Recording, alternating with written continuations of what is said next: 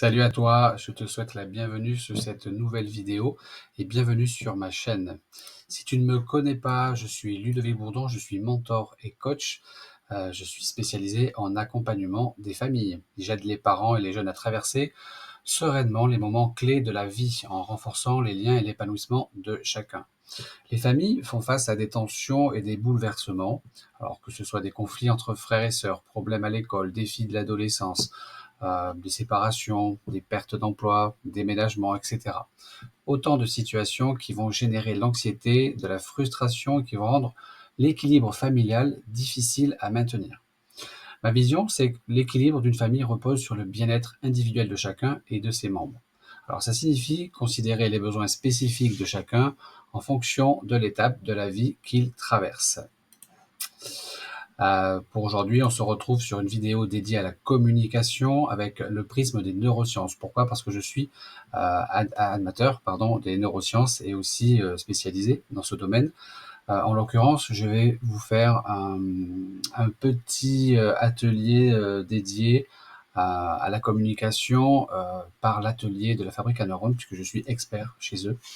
Et voilà, je vais vous faire ce petit topo qui va vous amener de la connaissance sur comment on peut mieux gérer les conflits en comprenant mieux comment on fonctionne. Donc aujourd'hui, dans le contexte de la vie familiale, chacun de nous fait face à des défis qui peuvent parfois perturber notre sérénité, notre bien-être, il faut le dire. L'unité au sein d'une famille, elle est fragile quand il s'agit de gérer des transitions, de surmonter des tensions, on l'a dit tout à l'heure, ou simplement de maintenir une relation solide entre chaque membre de la famille. Pourtant, il existe des moyens concrets pour renforcer cette cohésion et assurer l'épanouissement de chaque membre de la famille. Alors ce soir, on va s'intéresser à la communication d'un point de vue particulier que j'ai à cœur de partager sur le savoir et comprendre pour mieux l'appliquer dans votre quotidien. Alors cet atelier dédié à la communication fait partie d'une chaîne d'ateliers que j'anime. Et là, on est sur un des derniers qui est dédié à la communication. Et cette série d'ateliers est dédiée aussi à l'éducation, à l'apprendre à apprendre. Donc, ça concerne autant l'adulte pour la formation que les jeunes. Et on va s'intéresser ce soir aux faits et interprétations. Pourquoi? Parce qu'il peut y avoir un écart entre mes intentions, ce que je fais, la façon dont l'autre le perçoit et l'interprète. Et que cela peut générer des conflits. On va aussi aborder la question d'inclusion sociale parce que nous sommes des individus dans une société constituée de groupes et que nous vivons l'inclusion et l'exclusion au quotidien. Alors, on peut se poser la question, comment est-ce qu'on a accès à ce que pensent ou ressentent les autres? Alors, je vous laisse quelques petites secondes pour déjà vous poser la question, comment avons-nous accès à ce que pensent ou ressentent les autres, à votre avis? Essayez d'imaginer. Est-ce que cette question vous inspire? En fait, il est question de neurones. De neurones miroirs, peut-être avez-vous déjà entendu parler de neurones miroirs, peut-être pas. En fait, les neurones miroirs, ce sont des neurones qui vont s'activer à la fois quand je fais une action moi-même et quand je vois quelqu'un d'autre faire la même action. C'est un chercheur italien du nom de Rizzolatti qui a trouvé ça un petit peu de manière fortuite puisqu'il était en train de faire des mesures sur des singes et en fait il est en train de faire une mesure cérébrale donc un prélèvement cérébral en ondes sur un singe qui il a vu une activité qui était bizarre et en fait il a remarqué que c'était en observant un autre singe qui était en train de manger et il a reconnu l'aire cérébrale liée en fait à cette zone. Il se dit tiens, c'est curieux qu'il y ait une interaction alors que le singe lui-même ne faisait rien. En fait, ce qui se passe, c'est qu'il y a une activation de la même aire cérébrale quand on produit une action que lorsqu'on observe un autre individu exécuter une action similaire. Donc cela s'applique également à l'être humain et ça va être le cas pour tous nos mouvements. Donc cette aire va s'activer et par exemple, l'aire motrice qui vous fait sourire sera active quand vous voyez quelqu'un sourire. Votre cerveau, à cet endroit, va s'activer. Ça veut dire qu'il va y avoir une impulsion, une impulsion électrique à ce niveau-là dans l'aire cérébrale. En revanche, cela ne va pas jusqu'à produire la même action, parce que vous imaginez que si on voyait quelqu'un et qu'on avait une résonance jusqu'à faire la même action, ben, ça serait le chaos. On serait tous en train de bouger. existence. Donc ça n'aurait aucune fin. Apprendre va être une des premières pistes qui a été identifiée à la question de à quoi servent ces neurones miroirs. Comme je l'ai dit, l'apprentissage fait partie de la programmation à l'origine de ce que prévoit la nature pour nous, tout simplement, hein, apprendre les mouvements. Donc on va s'intéresser au bébé. Le bébé, dès qu'il naît, il va agir automatiquement par imitation, car il ne contrôle pas ses mouvements de façon volontaire au début de sa vie. En voyant un adulte bouger sa bouche devant lui, par exemple, les neurones qui servent à faire bouger la bouche s'activent dans son cerveau. Petit à petit, les gestes ne se feront plus de manière automatique, mais l'imitation restera facilitée par ce phénomène.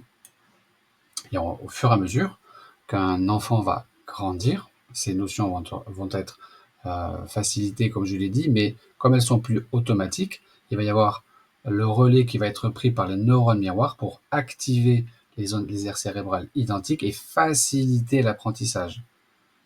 Le fait que l'aire s'active, si par exemple vous deviez apprendre un geste, par exemple dans un métier, mais si vous regardez faire votre maître d'apprentissage, le modèle, mais donc l'aire cérébrale s'active en l'observant, et lorsque vous allez devoir faire le même geste, l'apprentissage de ce geste sera facilité.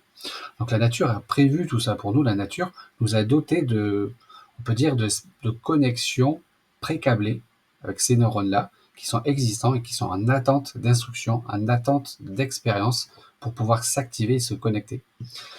La deuxième utilité de ces neurones, c'est notre capacité, notre compétence à l'empathie.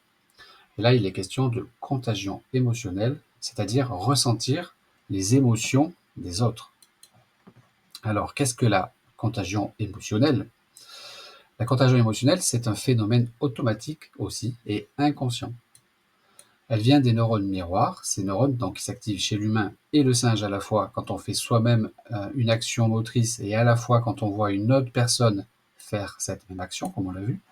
Il y a une résonance automatique dans notre cerveau quand on voit les gens bouger leurs muscles, alors que ce soit les muscles faciaux, corporels, les muscles de posture, d'action, d'expression, etc. À chaque expression faciale ou même du corps, il peut être attaché une émotion. Quand je pleure, mes muscles faciaux bougent pour exprimer l'émotion que je ressens.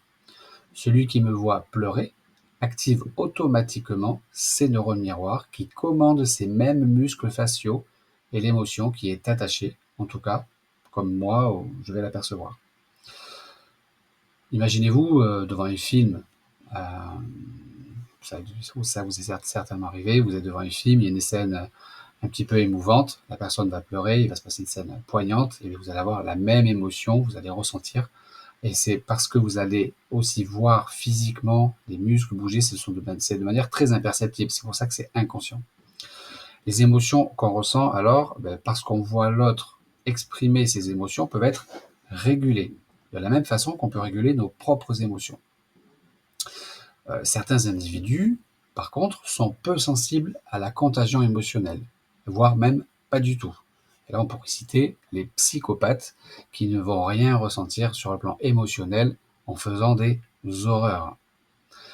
Par contre, si on leur proposait de faire l'effort de se mettre à la place de l'autre, consciemment, ils pourraient ressentir l'émotion de l'autre comme la plupart des gens. Ils en ont la capacité, sauf qu'ils se sont programmés autrement.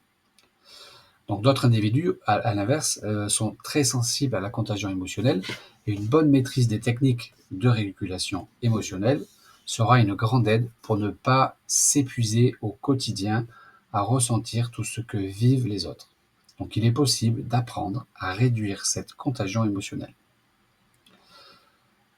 Pour l'apprendre, en fait, il faut essayer encore et encore et garder une distance. On peut citer aussi, dans ce domaine-là, les chirurgiens qui vont devoir écarter leurs émotions pour pouvoir faire des manipulations très particulières. Tous les métiers aussi qui concernent l'enfance, avec des situations très difficiles, vont devoir œuvrer, vont devoir agir pour écarter leurs émotions, et c'est jamais facile, parce que plus l'enjeu est compliqué et plus c'est difficile. Donc, pouvez vous entraîner vous-même à reconnaître chez vous les moments où vous avez des contagions émotionnelles. Alors, le cinéma est un super exemple, mais ça peut vous arriver aussi dans la vie de tous les jours.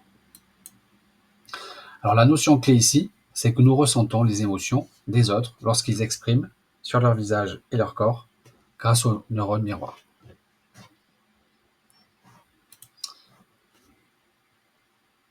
C'est important d'intégrer que si l'autre affiche une expression triste ou une posture triste, je ressens potentiellement cette tristesse moi-même, mais ce n'est pas une obligation, ce n'est pas systématique. C'est une possibilité qui va dépendre, comme je l'ai dit, d'une sensibilité ou pas à la perception des émotions. Et je peux apprendre à bloquer, à réguler cette contagion émotionnelle. Enfin, je peux apprendre à développer et nourrir cette contagion émotionnelle au besoin, soit parce que j'en manque, soit parce que j'en ai trop et que j'ai besoin de m'en protéger. Alors, vous allez voir des personnes en photo, et le but du jeu est d'indiquer l'état mental de la personne sur la photo. Alors, je vais vous laisser quelques secondes à chaque fois pour essayer de votre côté de faire une prédiction sur son état mental. Voilà la première photo, on voit un regard particulier. Est-ce que ce regard vous inspire qu'il est jaloux, paniqué, arrogant ou haineux?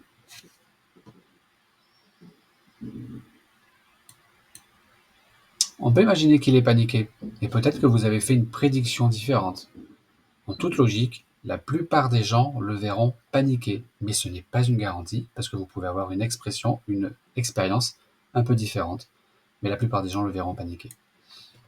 La prochaine photo, est-ce qu'il est joueur, réconfortant, irrité, s'ennuyant?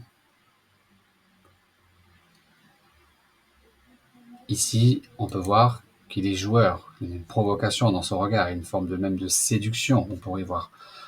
Peut-être que quelqu'un y a vu du réconfort. On aura rarement, voire pas du tout, de cas qui verront de l'irrité ou s'ennuyant, mais la plupart des gens le verront joueur.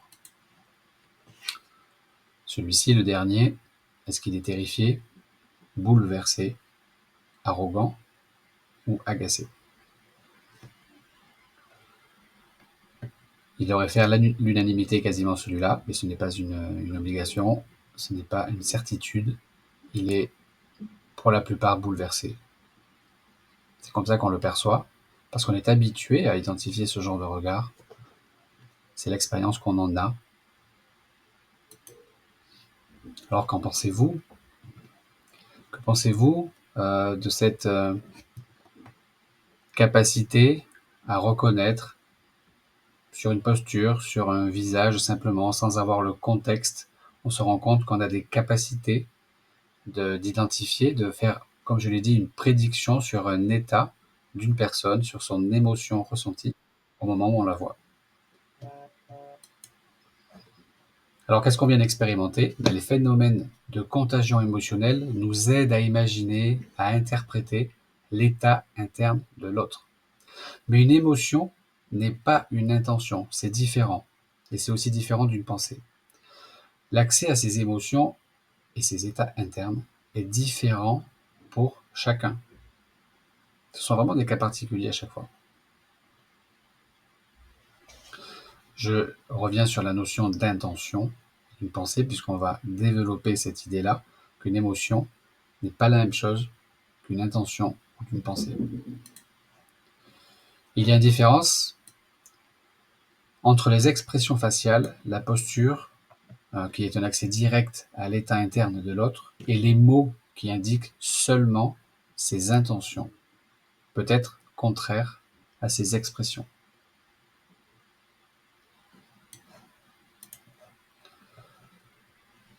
Petit passage sur cette expérience qui a été faite par des scientifiques sur des rats. Alors ça remonte aux années 60-70. Vous aurez à chaque fois des petites mentions en bas qui relèvent les mentions d'études et les références scientifiques qui sont utilisées à chaque fois. Vous pouvez les noter et vous en servir de source pour aller chercher un peu plus d'informations si ça vous intéresse, qui sont la plupart du temps en anglais.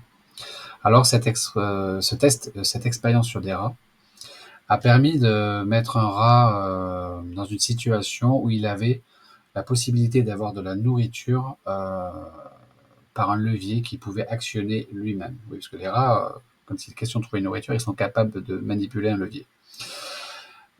Mais ils se sont rendus compte que en fait, ce qui se passait, c'est que à chaque fois qu'il activait ce levier, ça créait, je crois que c'était une décharge électrique, il me semble.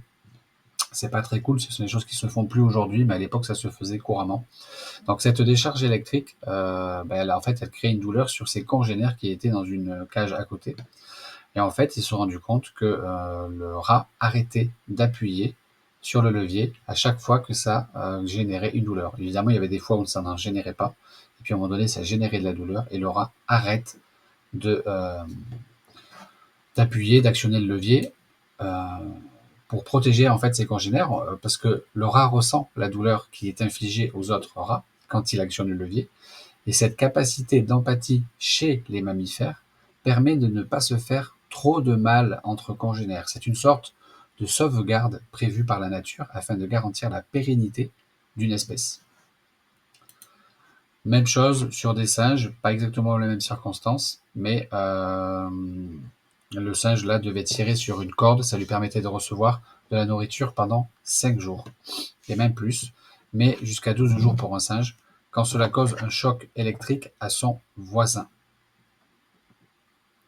Donc le singe est capable de se priver de manger parce que ça nuit à des congénères de son espèce. Donc il est quand même capable de se priver pour éviter la souffrance aux autres.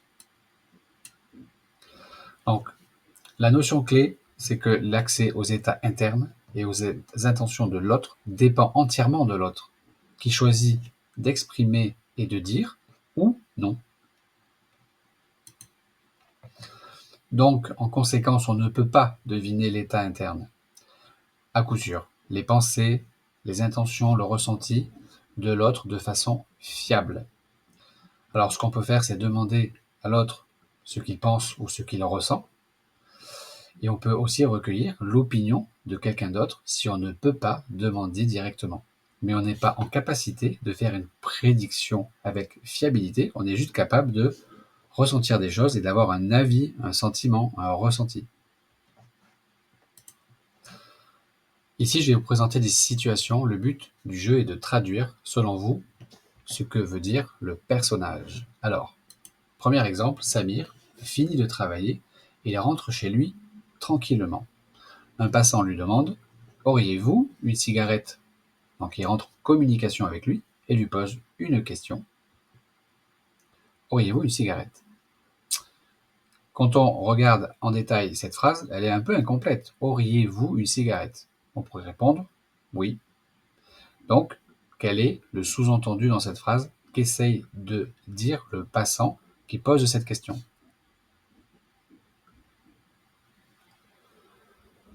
Le passant demande en réalité « Si vous avez une cigarette, pouvez-vous m'en donner une ?»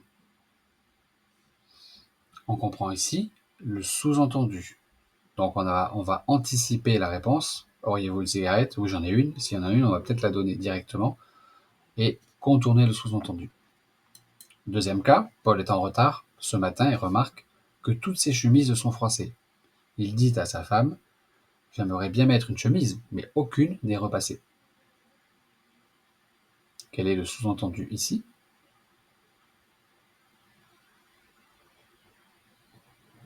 Alors là, normalement, tout le monde aura peut-être un avis différent. Plusieurs hypothèses ici sont possibles. Peut-être qu'il demande à sa femme de lui repasser une chemise, tout simplement, de manière très indirecte. Peut-être qu'il lui reproche de ne pas avoir repassé de chemise. C'est peut-être ça son intention, le reproche.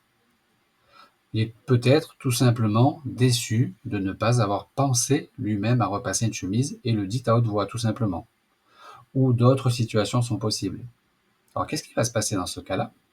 Puisqu'on ne peut pas être sûr à 100% dans ce cas, sauf à demander directement à la personne ce qu'il a voulu dire. Mais dans la plupart des cas, dans de nombreux cas, la personne en face va se contenter d'interpréter son propos et de se dire, oui, il voulait que je lui en repasse une, donc ça peut générer un conflit, parce qu'il va y avoir une tentative, une prédiction de compréhension qui peut même générer une certitude dans la prédiction, être sûr que c'est ce qu'il voulait dire, parce que je connais la personne, c'est ça qu'il... Et en fait, on n'en a aucune certitude. Rien ne permet de le certifier. Julie et Élise travaillent sur un dossier important. Élise dit à Julie, il vaut mieux traiter ce dossier rapidement pour l'envoyer au client. Julie répond, ce serait intéressant quand même de le faire relire à Arthur. Quelle est l'intention ici, dans le propos de Julie? Alors il y a plusieurs interprétations aussi possibles. Peut-être que Julie veut suivre simplement la procédure et ne veut pas faire de raccourci, tout simplement. Elle est procédurière, c'est sa nature. Donc sans arrière-pensée. Peut-être aussi que Julie n'a pas confiance dans le travail d'Élise et qu'elle préfère quand même ne pas contourner Arthur qui va vérifier, qui va rassurer Julie, etc. On peut encore imaginer peut-être que vous avez eu une autre idée qui n'est ni l'une ni l'autre de celle que j'ai présentée, parce qu'il y en a potentiellement d'autres. Là encore, on peut faire plusieurs hypothèses.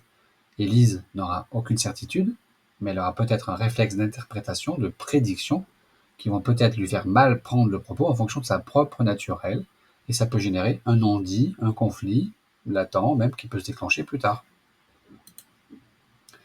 Qu'en pensez-vous?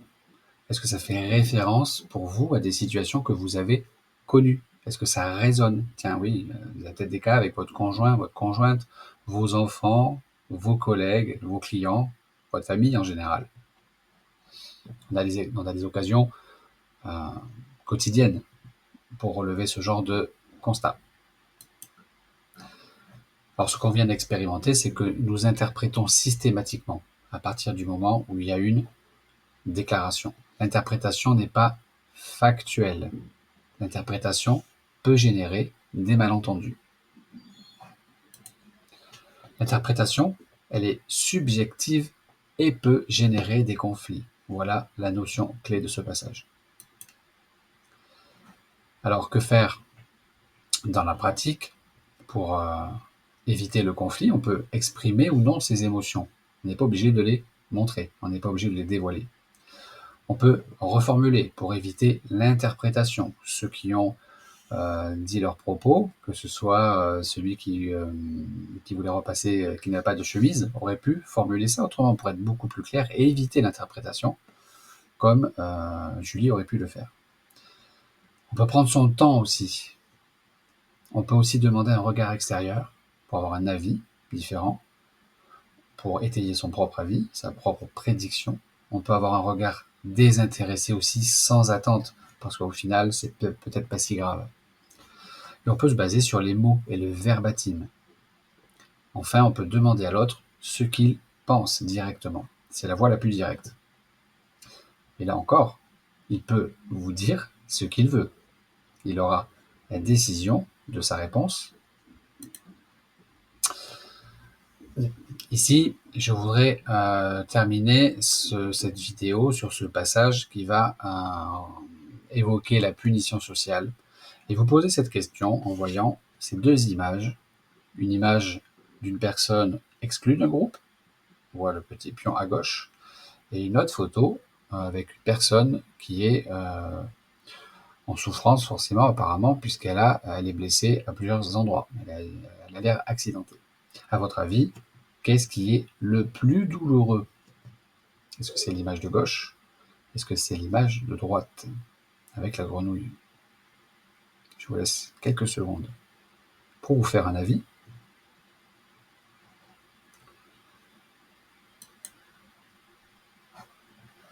Eh bien, figurez-vous que quand on joue au jeu précédent, quand on regarde, enfin le jeu précédent, quand on constate le jeu, l'image de gauche, on constate l'exclusion. Quand on regarde ce qui se passe de près, dans le cerveau, au moment où une personne est exclue, au moment où on arrête de lui parler, de communiquer avec, qu'on ne l'intègre plus, on va observer qu'une aire de la douleur physique est activée dans son cerveau. Pour notre cerveau, c'est sensiblement la même chose. Et ça fait aussi mal, en fait, que de se faire une blessure à la main, de se couper la main, par exemple. Une blessure physique. On verra aussi les mêmes aires s'activer pour réduire cette douleur, cette peine. Donc l'exclusion sociale, euh, aussi bénigne dans ce cas, est douloureuse. Est-ce que vous avez des souvenirs d'exclusion sociale, des choses qui doivent vous parler? Est-ce que vous êtes peut-être senti exclu même d'une manière très fortuite dans un groupe? À un moment donné, il y a des gens qui se parlent et puis on ne vous parle pas à vous, on ne vous regarde pas à vous. Il y a plein de moments au quotidien où on peut se sentir exclu de manière assez anodine. Où vous avez peut-être été dans une réunion professionnelle, vous êtes dans une salle de réunion et personne ne vous fait signe, personne ne vous sourit lorsque vous rentrez par exemple. Ça suffit à avoir un sentiment d'exclusion. À ce moment-là, l'aire cérébrale qui s'active lorsque vous avez une douleur physique, c'est la même aire cérébrale qui va s'activer dans votre cerveau.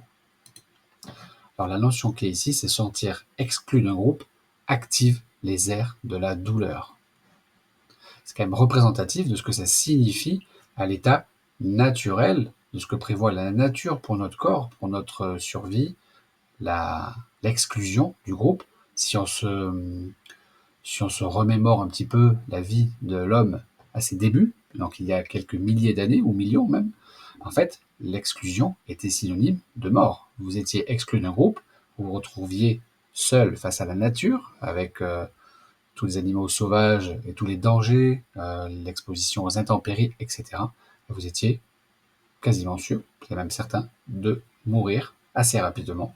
Donc, cet ancrage est durable, est encore actif dans notre cerveau, et la douleur est encore, l'exclusion est encore reconnue comme une douleur majeure. Donc l'exclusion sociale, c'est comme une punition.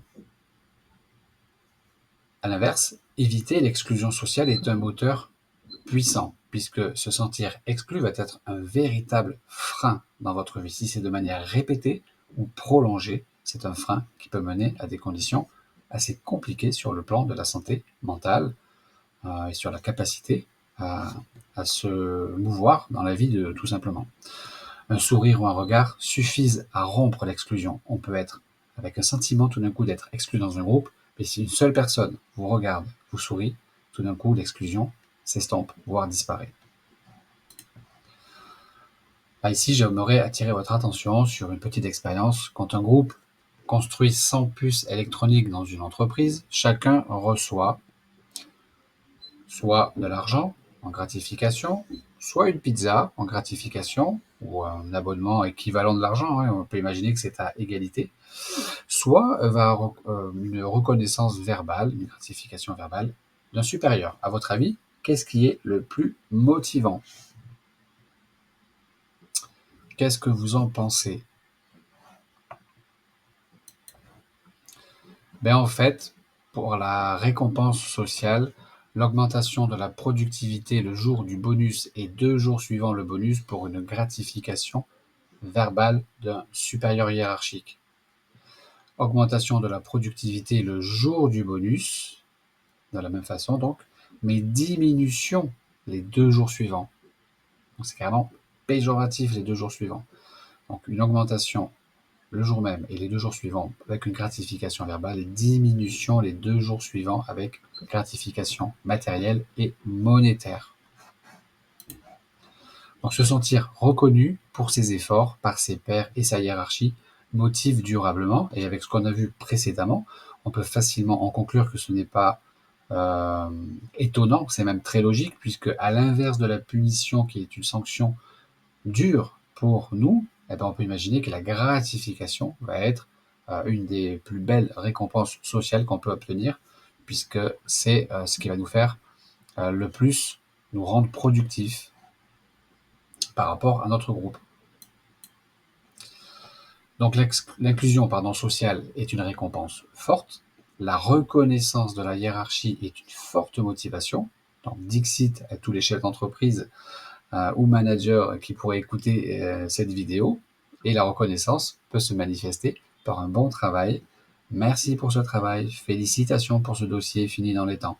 Ça ne coûte rien, mais ça peut rapporter beaucoup. On vient de le voir, puisqu'il va y avoir une gratification immédiate, une productivité immédiate augmenter, et ainsi que les 2 jours suivants.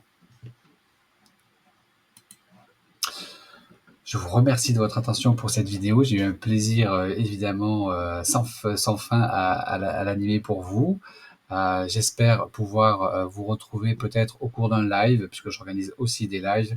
Et sinon, pour une prochaine vidéo que je vais enregistrer très prochainement pour vous, n'hésitez pas à aller visiter mon site internet et n'hésitez pas à encourager cette vidéo avec un petit pouce, à me contacter, à m'envoyer des commentaires, des messages, posez vos questions, j'y répondrai bien sûr.